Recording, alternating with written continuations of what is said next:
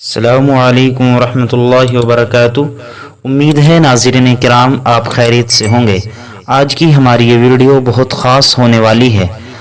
آج کی ویڈیو میں ہم بات کریں گے جانور کو ذبح کرنے کے متعلق کہ جانور کے ذبح کرتے وقت بسم اللہ پڑھنا ضروری ہے یا نہیں۔ اگر ایک ساتھ دو آدمی ذبح کریں، دو آدمی ہاتھ میں چھری رکھیں، تو کیا دونوں کا بسم اللہ پڑھنا ضروری ہے یا ایک پڑھ لے دونوں کے لیے کافی ہو جائے گی؟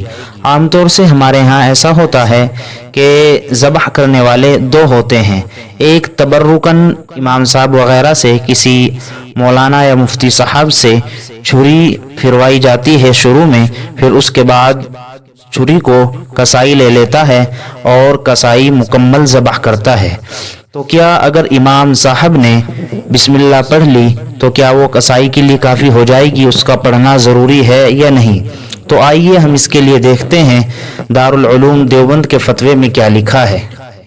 سوال: کیا کسی بھی جانور کو ذبح کرتے وقت بسم اللہ اللہ اکبر کہنا ضروری ہے یا صرف قربانی کی جانور کے وقت بولنا ضروری ہے؟ اور بغیر بولے ذبح کرنے کا کیا حکم ہے؟ میری رہبری فرمائیں۔ یہ ہے سوال۔ اب جو جواب دارالعلوم دیوبند کی طرف سے دیا گیا ہے وہ ملاحظہ فرمائیں۔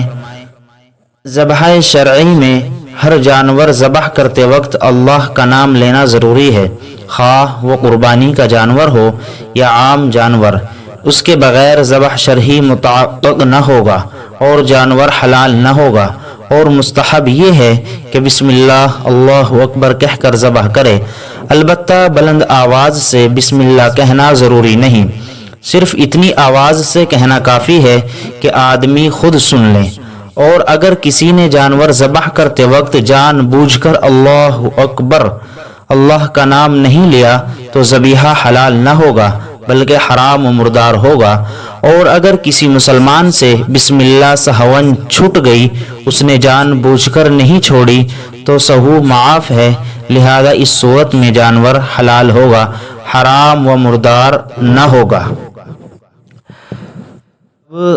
دوسرا سوال یہ ہے، اگر جانور کو ذبح کرنے کے لیے دو آدمیوں نے چھری پکڑی ہو اور ایک تکبیر پڑھے لیکن دوسرا نہ پڑھے تو جانور حلال ہوگا یا نہیں؟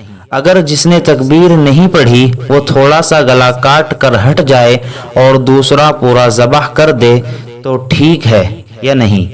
جواب: جانور کو ذبح کرنے والے کے لیے بسم اللہ اللہ اکبر پڑھنا واجب ہے۔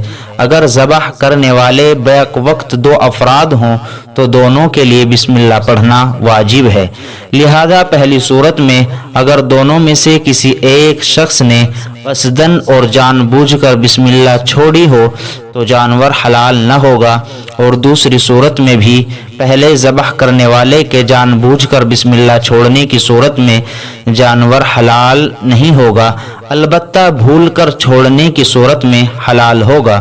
اللہ عالم۔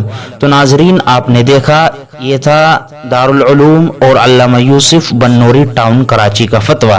اس کا خلاصہ یہ نکلا کہ جانور کو ذبح کرتے وقت بسم اللہ پڑھنا ضروری ہے، اگر بھول کر بسم اللہ چھوٹ جائے تو سہو ہے اور یہ معاف ہے، جانور حلال ہو جائے گا، لیکن اگر کوئی جان بوجھ کر چھوڑ دیتا ہے تو وہ جانور حرام ہوگا، اس کا کھانا حلال نہیں ہوگا اور نہ ہی وہ قربانی درست ہوگی۔